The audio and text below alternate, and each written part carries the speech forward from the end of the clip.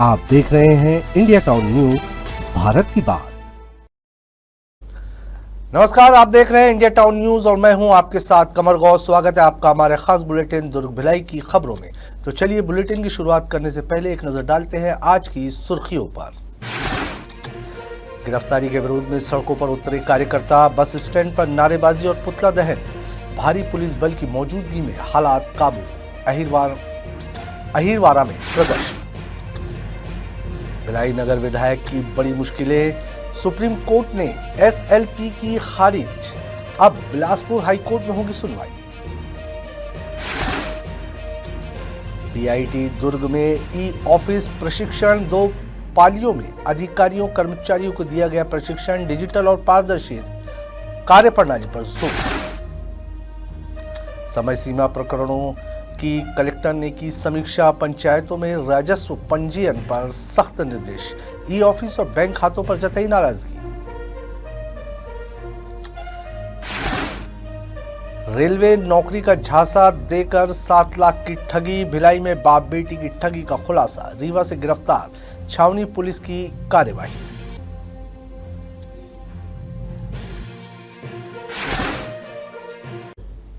अब खबरें विस्तार से। भिलाई नगर से कांग्रेस विधायक देवेंद्र यादव की मुश्किलें एक बार फिर बढ़ गई है। सुप्रीम कोर्ट ने उनके द्वारा दायर विशेष अनुमति याचिका यानी कि एसएलपी को निरस्त कर दिया है। अब ये पूरा मामला दोबारा बिलासपुर हाईकोर्ट में सुना जाएगा। ये याचिका पूर्व मंत्री प्रेम प्रकाश पांडे द्वारा दायर की गया था।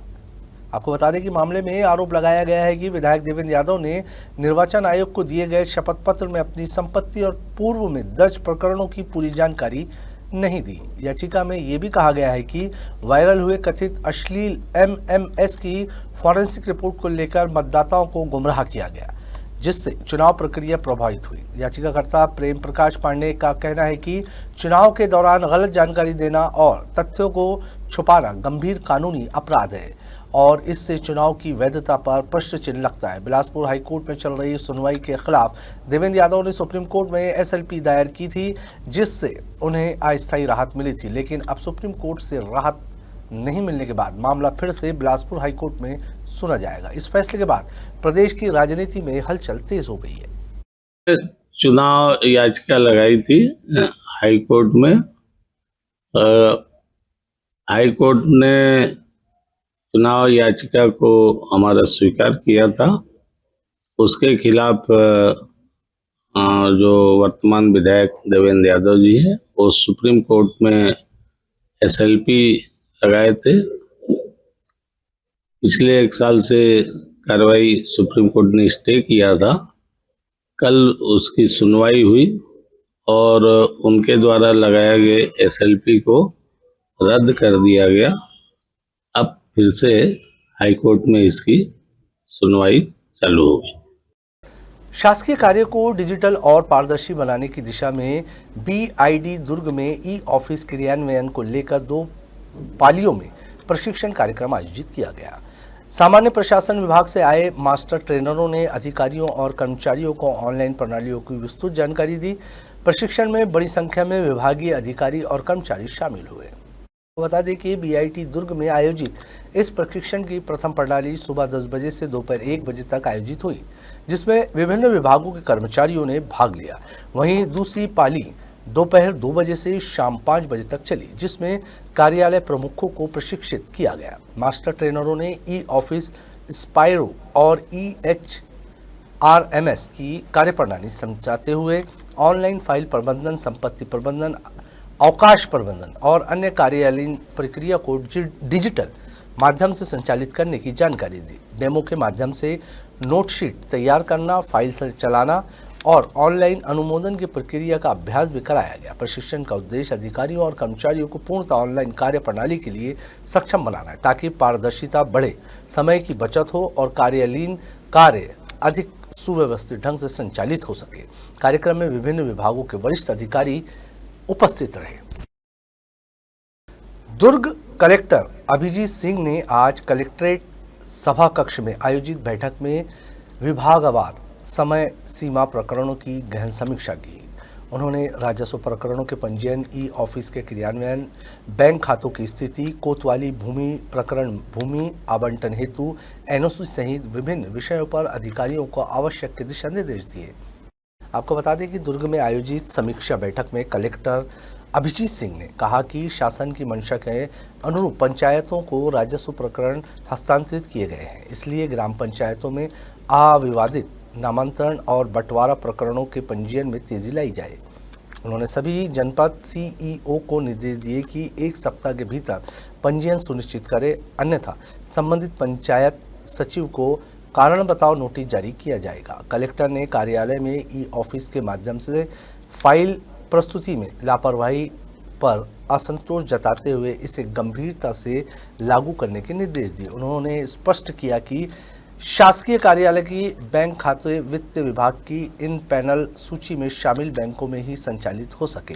साथ ही कोतवाली भूमि प्रकरणों, भूमि आवंटन के लिए एनओसी, खदानों के सीमांकन, वाटर हार्वेस्टिंग के जियो टैगिंग और आंगनबाड़ी बच्चों के आधार अपडेशन की भी समीक्षा की। बैठक में सभी विभागीय अधिकारी उपस्थित रहे। दुर्ग नगर निगम क्षेत्र के हृदय स्थल इंदिरा मार्केट में आज महापौर अलका बागमार ने सघन निरीक्षण कर बाजार व्यवस्थाओं का जायजा लिया। अग्रसेन चौक स्टेशन रोड से लेकर पुराना बस स्टैंड तक करीब 3 घंटे चले इस अभियान में महापौर ने अतिक्रमण और व्यवस्था पर कड़ा रुख अपनाते हुए व्यापारियों को सख्त चेतावनी दी। दुर्ग के इंदिरा मार्केट क्षेत्र में महापौर अलका बागमार ने लोक कर्म प्रभारी देव नारायण चंद्रकार, स्वास्थ्य विभाग प्रभारी नीलेश अग्रवाल, MIC सदस्य, पार्षदों और अतिक्रमण टीम के साथ निरीक्षण किया। इस दौरान उन्होंने सड़क तक सामान फैलाकर व्यवसाय कर रहे व्यापारियों और ठेले खोमचे संचालकों पर नाराजगी जताई। महापौर ने स्पष्ट कहा कि फिलहाल समझाइश दी जा रही है, लेकिन दोबारा सड़क तक सामान पाए जाने पर जब्ती और जुर्माने की सख्त कार्रवाई की जाएगी। निरीक्षण के दौरान कुछ व्यापारियों से मौके पर ही जुर्माना भी वसूला गया। महापौर ने अधिकारियों को निर्देश दिए कि इंदिरा मार्केट में अव्यवस्था बर्दाश्त नहीं की जाएगी और नियमित निगरानी सुनिश्चित की जाएगी। उन्होंने कहा कि व्यापार निर्धारित स्थान पर ही करें, सड़क बाधित करना किसी भी स्थिति में स्वीकार नहीं किया जाएगा। छत्तीसगढ़ के दुर्ग जिले के अहिरवार में आज उस वक्त सियासी माहौल गर्मा गया जब युवा कांग्रेस के राष्ट्रीय अध्यक्ष उदय भानु की गिरफ्तारी के विरोध में कार्यकर्ता सड़कों पर उतर आए। अहिरवार बस स्टैंड पर सैकड़ों की संख्या में जुटे कांग्रेसियों ने केंद्र सरकार के खिलाफ जमकर नारेबाजी की। प्रदर्शनकारियों ने प्रधानमंत्री नरेंद्र मोदी का पुतला दहन कर अपना विरोध दर्ज करवाया। मौके पर भारी पुलिस बल तैनात रहा और स्थिति को नियंत्रित करने के लिए पुलिस को कड़ी मशक्कत का सामना करना पड़ा। बता दें कि अहिरवारा बस स्टैंड पर युवा कांग्रेस कार्यकर्ताओं का गुस्सा खुलकर सामने आया। प्रदर्शनकारियों ने उदय भानु की गिरफ्तारी को लेकर की आवाज को दबाने की साजिश बताते हुए केंद्र सरकार पर निशाना साधा। इस दौरान जमकर नारेबाजी हुई और प्रधानमंत्री का पुतला जलाया गया। हालात बिगड़ते देख पुलिस ने तत्परता दिखाते हुए पानी डालकर आग बुझाई और भीड़ को तितर बितर किया। प्रदर्शन के चलते कुछ समय के लिए यातायात भी प्रभावित रहा। युवा कांग्रेस नेताओं ने चेतावनी दी है कि यदि उनके राष्ट्रीय अध्यक्ष को जल्द नहीं रिहा किया गया तो आंदोलन और तेज किया जाएगा। हाँ, हमारे राष्ट्रीय युवा अध्यक्ष को जो गिरफ्तार किया गया है, 4 दिन के अंदर रिमांड में लिया गया है, उसी के विरोध में हमारी कांग्रेस पार्टी हर जगह माननीय नरेंद्र मोदी जी का पुतला फूंका जा रहा है और कांग्रेस में बहुत उसका विरोध किया जा रहा है, क्योंकि ये नरेंद्र मोदी है जो अपना एकात्मक शासन जो लागू किया गया है, ये लोकतंत्र में हित नहीं है। जी, विगत दिनों देश में AI समिट एक सभा आयोजित की गई थी, जिसमें पूरे विश्व भर के अलग अलग देशों से बड़े बड़े साइंटिस्ट अपने अपने देशों की प्रतिभा को दर्शा रहे थे। उसी बीच हमारे देश के प्रधानमंत्री, जिसका भारतीय जनता पार्टी के आला कमान के नेता कहते हैं कि जिनका पूरे विश्व में डंका बजता है, वैसे प्रधानमंत्री हमारे देश की गरिमा को तार तार कर रहे थे। चाइना से खरीदी हुई रोबोट को हमारे देश में अपना रोबोट बता के वो पेश कर रहे थे, जिसके विरोध में युवा कांग्रेस के साथी, युवा कांग्रेस के राष्ट्रीय अध्यक्ष श्री उदय भानु चीफ जी के नेतृत्व में AI समिट में शर्ट उतारकर अर्धनग्न प्रदर्शन किए। नगर निगम आयुक्त ने आज जोन 2 वैशाली नगर क्षेत्र का औचक निरीक्षण किया। इस दौरान उन्होंने क्षेत्र में चल रहे विकास कार्यों, साफ सफाई व्यवस्था और नागरिक सुविधाओं का जायजा लिया। निरीक्षण के दौरान संबंधित अधिकारियों को व्यवस्थाएं दुरुस्त रखने और कार्यों में तेजी लाने के निर्देश दिए गए। आपको बता दें कि निरीक्षण के दौरान निगम आयुक्त ने वैशाली नगर जोन 2 के विभिन्न वार्डों का भ्रमण कर सड़क, नाली, पेयजल व्यवस्था और स्वच्छता की स्थिति की समीक्षा की। उन्होंने साफ सफाई व्यवस्था को बेहतर बनाए रखने, कचरा उठाव में लापरवाही न बरतने तथा निर्माण कार्य को समय सीमा में पूर्ण करने के निर्देश दिए। आयुक्त ने क्षेत्रवासियों से भी चर्चा कर समस्याओं की जानकारी ली और संबंधित अधिकारियों को त्वरित निराकरण सुनिश्चित करने को कहा। उन्होंने स्पष्ट किया कि नागरिक सुविधाओं में किसी प्रकार की ढिलाई बर्दाश्त नहीं की जाएगी और नियमित मॉनिटरिंग जारी रहने। निरीक्षण के दौरान जोन अधिकारी एवं निगम का अमला उपस्थित रहा। भिलाई से रेलवे में नौकरी दिलाने के नाम पर ठगी का गंभीर मामला सामने आया है। आरोपियों ने एक युवक को रेलवे में भर्ती कराने का झांसा देकर उसकी मां से 7 लाख रुपए वसूल लिए। शिकायत के बाद छावनी पुलिस ने त्वरित कार्रवाई करते हुए इस मामले में बाप बेटी को मध्य प्रदेश के रीवा जिले से गिरफ्तार किया है। आपको बता दें कि थाना छावनी क्षेत्र निवासी सरोज पटेल ने पुलिस को बताया कि आरोपियों पायल पांडे और सिद्धुमन उर्फ लाल पांडे ने उनके पुत्र को रेलवे में नौकरी दिलाने का भरोसा दिलाया और अलग अलग किस्तों में कुल 7 लाख रुपए ले लिए। काफ़ी समय बीतने के बाद भी जब ना तो नौकरी मिली और ना ही रुपए वापस किए गए, तब पीड़िता ने पुलिस में शिकायत दर्ज करवाई। मामले की जांच के दौरान पुलिस को सूचना मिली कि दोनों आरोपी मध्य प्रदेश के रीवा में छिपे हुए हैं। इसके बाद छावनी पुलिस की टीम ने वहां दबिश देकर दोनों को गिरफ्तार कर भिलाई लाया। पूछताछ में आरोपियों ने ठगी करना स्वीकार कर लिया है। पुलिस ने आरोपियों के खिलाफ भारतीय न्याय संहिता की धारा 318(4), 296 और 351(3) के तहत कार्रवाई करते हुए उनसे जुड़े दस्तावेज और नगद लेन देन के साक्ष्य जब्त किए गए। आगे की कानूनी प्रक्रिया जारी है। भिलाई नगर निगम के जोन 1 नेहरू नगर क्षेत्र अंतर्गत विनोबा नगर परिया पारा में नाली के ऊपर किए गए अवैध निर्माण पर निगम ने सख्त कार्रवाई की है। आयुक्त राजीव कुमार पांडे ने निर्देश पर राजस्व एवं बेदखली टीम ने मौके पर पहुंचकर अवैध निर्माण को तोड़ते हुए स्थल को कब्जा मुक्त करवाया। भिलाई के जोन 1 नेहरू नगर क्षेत्र में प्राप्त शिकायत के आधार पर निगम की टीम ने विनोबा नगर परिया पारा में निरीक्षण किया। जांच में पाया गया कि आसाराम ज्ञान सिंह उर्फ बबलू द्वारा नाली के ऊपर अतिक्रमण कर मकान निर्माण कर लिया गया था, जिससे जल निकासी बाधित हो रही थी।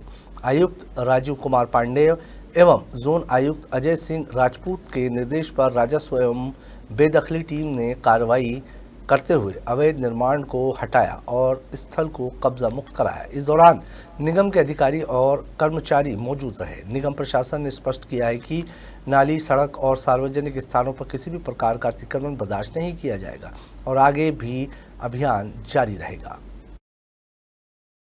भिलाई दुर्ग क्षेत्र में लगातार बढ़ रही दोपहिया वाहन चोरी की वारदातों पर दुर्ग पुलिस ने बड़ी सफलता हासिल की है। पुलिस ने संगठित वाहन चोर गिरोह का पर्दाफाश करते हुए 31 चोरी की दोपहिया वाहन बरामद किए हैं, जिनकी अनुमानित कीमत करीब 31 लाख रुपए बताई जा रही है। इस कार्रवाई में मुख्य आरोपी ई पापा राव समेत 3 आरोपियों को गिरफ्तार किया गया है, जबकि अन्य फरार आरोपियों की तलाश जारी है। आपको की पुलिस जांच में सामने आया है कि ये गिरोह बीएसपी मुख्य गेट स्थित दोपहिया पार्किंग और भिलाई भट्टी क्षेत्र को लगातार निशाना बना रहा था। तकनीकी साक्ष्यों और मुखबिर की सूचना के आधार पर मुख्य आरोपी को पकड़ा गया।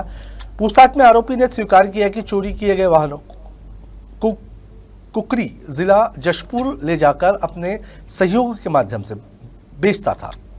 इस गिरोह में मनोज राम और राम सेवक प्रजापति उर्फ रवि पाल की संलिप्तता भी उजागर हुई है। मुख्य आरोपी भोपाल से मैकेनिकल इंजीनियरिंग में डिप्लोमा प्राप्त है और विशेष रूप से होंडा साइन जैसे लोकप्रिय दोपहिया वाहनों को निशाना बनाता था। बरामद वाहनों में भिलाई भट्टी की 13, छावनी क्षेत्र की 3, रायपुर की 2 और 3 बिना पंजीकरण वाली गाड़ियां शामिल है। मामले में धारा 303(2) बीएनएस के तहत कार्रवाई की जा रही है और अन्य आरोपियों की तलाश तेज कर दी गई है। हमारे खास बुलेटिन दुर्ग भिलाई की खबरों में फिलहाल इतना ही। अब मुझे दीजिए इजाजत और आप देखते रहिए इंडिया टाउन न्यूज, भारत की बात। नमस्कार। आप देख रहे हैं इंडिया टाउन न्यूज, भारत की बात।